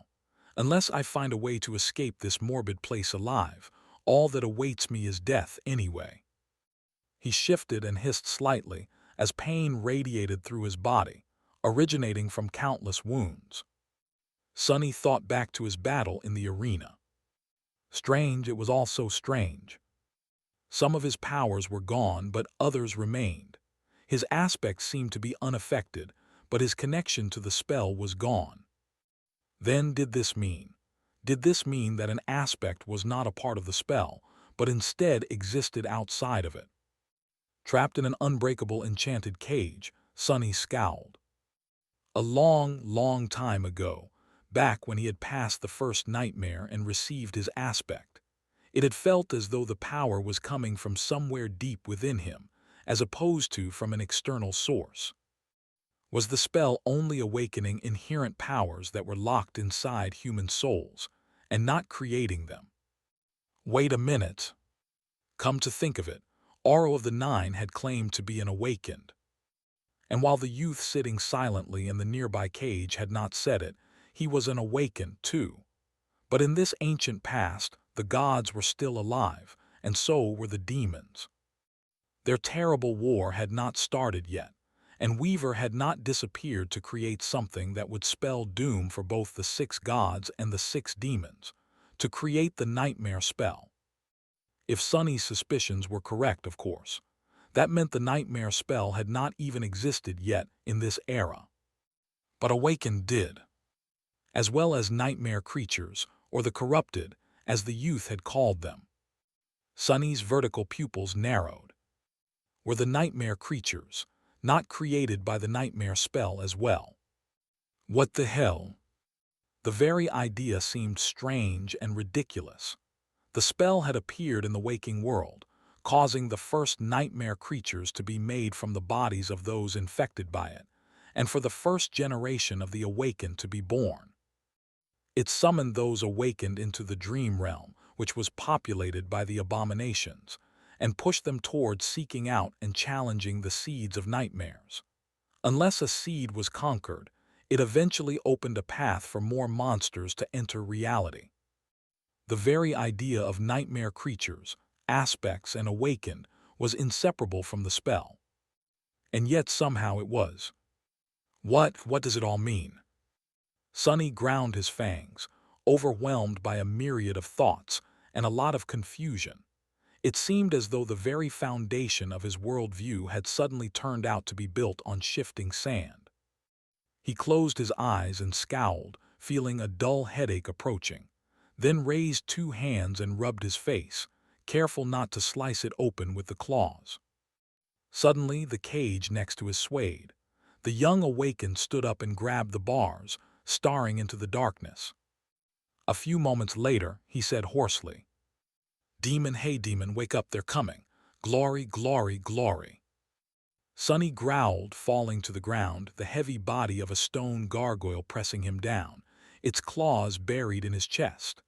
A dark radiance rose from his skin, the scales of a coiling serpent becoming more visible, and then one of the forearms of the abomination shattered, pulled apart by his hands.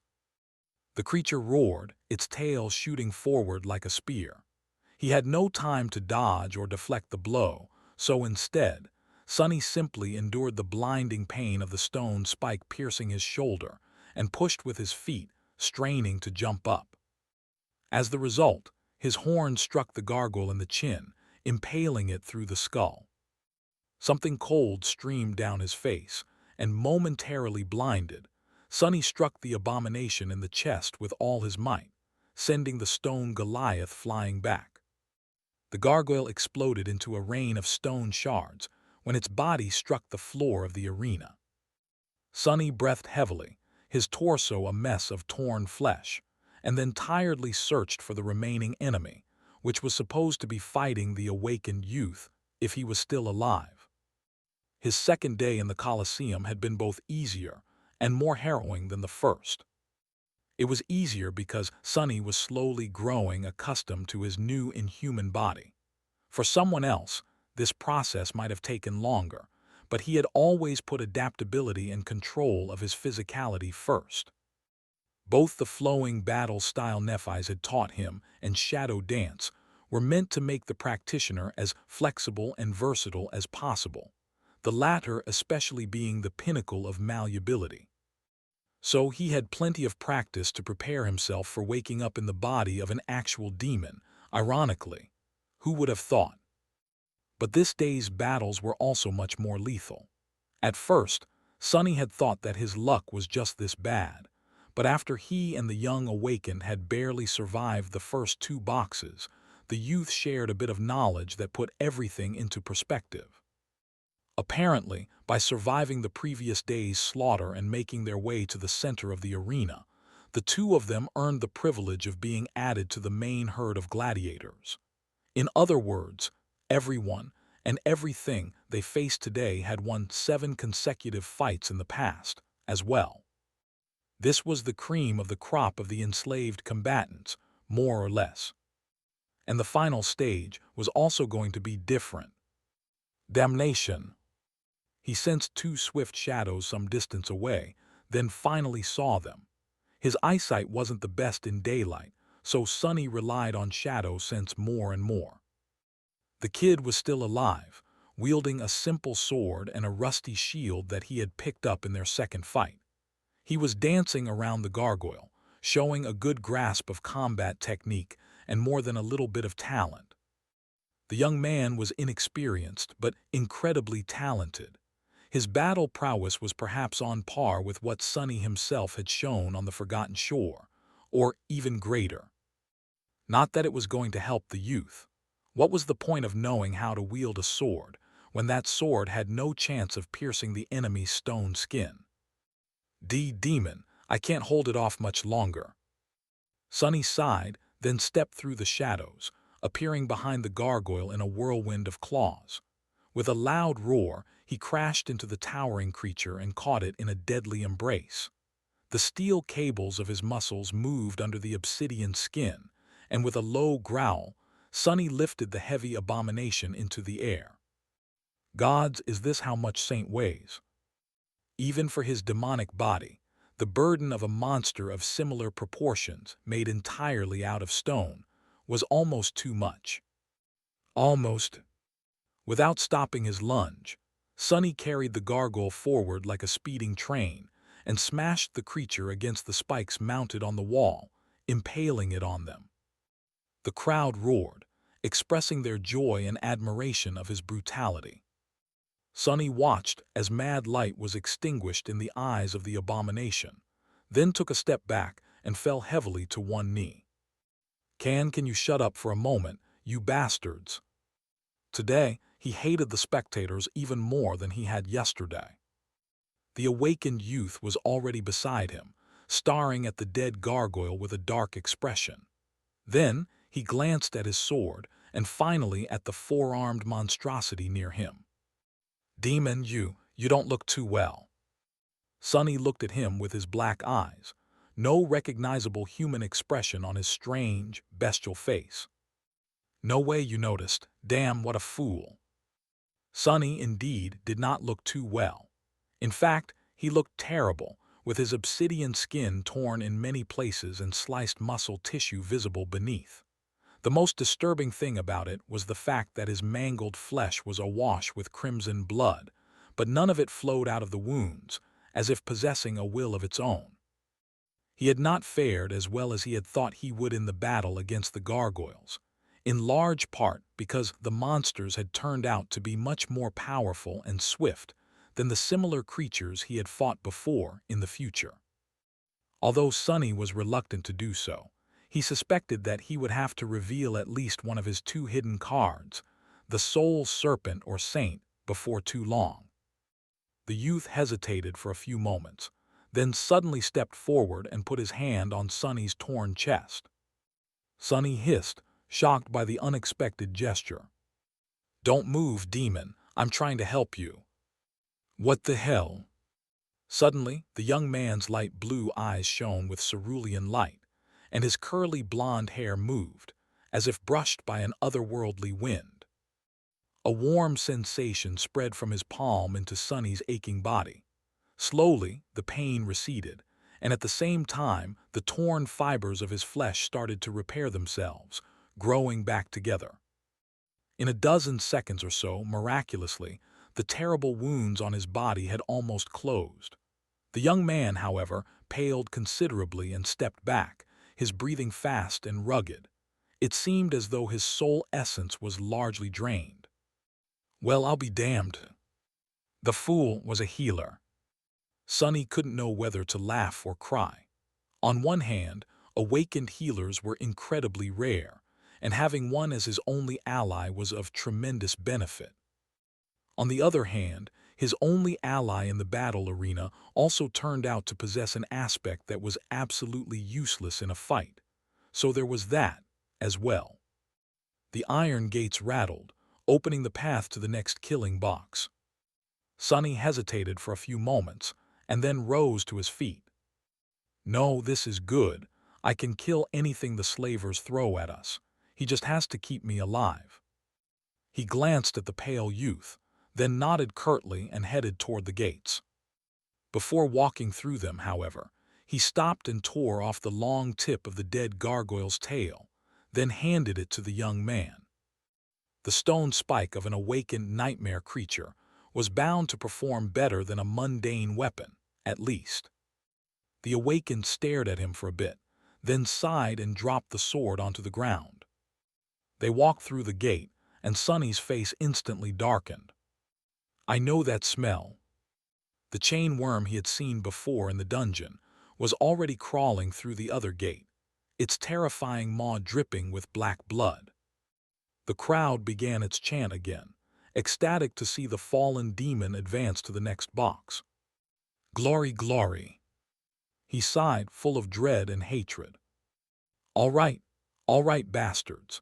I'll show you glory." Sonny tore the chain worm apart, pieces of flesh and puddles of blood covering the red stones of the arena like a ghastly carpet. Then, shrouded in impenetrable shadows, he thrust his hands into the mangled carcass of the slain abomination and ripped 3 bloody soul shards out. Ironically, killing the fallen demon had not been too hard for him. A long time ago, Master Roan had described these vile creatures as incredibly formidable and deadly opponents, someone that even he would not have wanted to face alone. But that was because Master Roan was a human. Chain worms fed on metal, and as such, steel weapons and armor were useless against them.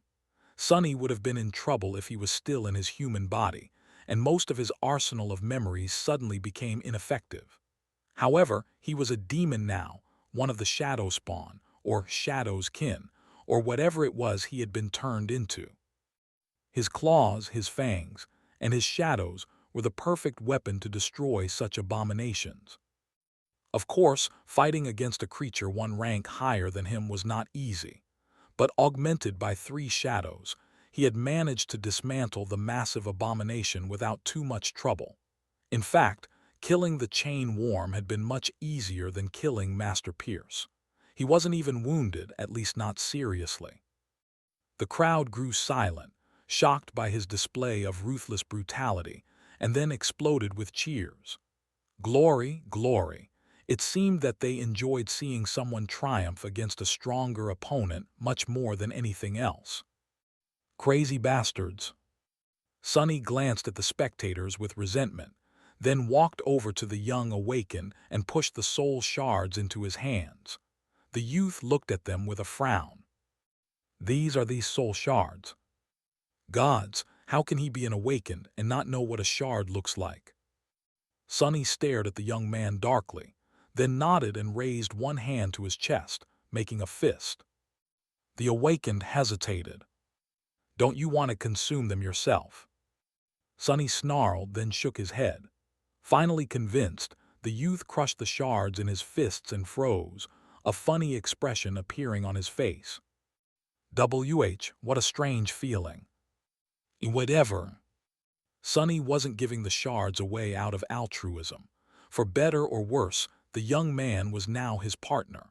The stronger he became, the better he would be able to aid Sonny, both in battle and while using his healing aspect. And Sonny was going to need a lot of healing, that he was sure of. After that was done, they proceeded to the 5th cage and then to the 6th, and finally to the last. By that point, Sonny was nearing his limit. Both battles after the chain worm had tested him in ways he had not expected, draining him of essence, damaging his body, and putting a heavy strain on his endurance. He was exhausted and overwhelmed by pain, the merciless sun shining blindingly in the blue skies and making his black eyes ache. At least the crushing seemed to ignore the island where the Colosseum was located. In fact, Sonny had not felt the island move either up or down even once.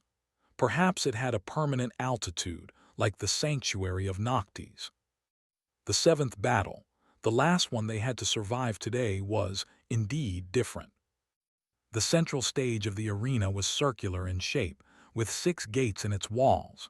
4 were already opened, and 2 still stood closed. Corpses of several terrifying creatures were laying on the red stones, steam rising from the pools of blood surrounding them. And in the middle of the killing stage, 2 humans stood, their faces hidden behind the helmet visors. Both were tall, strong, and clad in archaic armor. Their garments were painted bright red, and so were the plumes of their helmets. One was armed with a spear and a shield, while the other wielded an axe and a sword.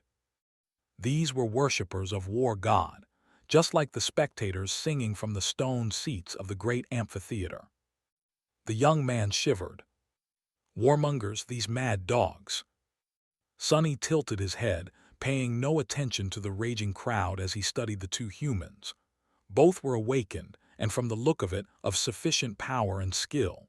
They were calm and solemn, their eyes empty of even a hint of fear, and instead full of confidence and savage joy. Glory, that was what all of them were here for, willingly or not. The masters of the arena wanted their slaves to fight for it, but they also wanted to achieve it themselves. After the initial culling had taken place, the final obstacle the gladiators had to overcome each day was to kill some of their slavers. And the slavers had to survive the onslaught of the slaves, if they wished to live. In fact, all of the battles in the arena served a singular purpose: to deliver the best and the most formidable opponents for the worshippers of war to temper themselves against, or die trying. Mad dogs indeed. All these people were insane. Sonny was now more sure of it than ever. It didn't change anything, though. He still had to kill the 2 awakened warriors if he wanted to survive. Or rather, if he wanted to earn the chance to be killed in the arena some other day. With a low growl, Sonny sent one of the shadows to the ground. In this fight, being aware of his surroundings was going to be more important than raw strength. No awakened human could challenge him in terms of raw might, after all, unless their aspect was solely focused on it. But such an aspect was the least dangerous an enemy of his could possess. It was easy to understand and predictable, at least. It was the versatility and unpredictable nature of aspects that made Awakened so dangerous. Without much fanfare, The four of them lunged at each other, an almost palpable killing intent permeating the arena. The two warriors fought with tremendous skill and combat prowess. The two warriors fought bravely and furiously, moving like two parts of a single organism. The two warriors fought with incredible insight and cunning, both wielding clarity like a deadly weapon. Truly, they were worthy of being the followers of war. But in the end, both of them died. How could they resist a creature that could turn their skill against them, who had faced terrors so vast that most humans would have been driven mad by a mere glimpse of them, and who lived his life wearing countless lies like a mantle? Sonny watched as the corpse of the second human fell to the ground, awash in blood, light dimming in his unbelieving eyes, and sighed. "Here's your glory, poor fools. How does it taste? Is it sweet? Is it bitter? Or does it taste like nothing at all, like the empty lie that it is?" Turning away from the dead men, he glanced at the crowd, expecting to finally see sorrow and displeasure on the faces of the spectators. He had just killed two of their own, after all. But his hopes were instantly crushed. The people gathered in the amphitheater were not at all perturbed by the death of their brethren. Instead, they were even more excited, pride and joy gleaming on their faces. Laughing and smiling, they pointed at him and yelled one word, over and over. Only this time, it was a new one. All of them were shouting, "Shadow, thanks for watching. Please subscribe and like the video and comment down if anything wrong in the story, and if have any suggestion to a new novel, or want next part of any series, comment down. Our target is to get 1K subscriber. There will be surprise for all of you. Stay tuned."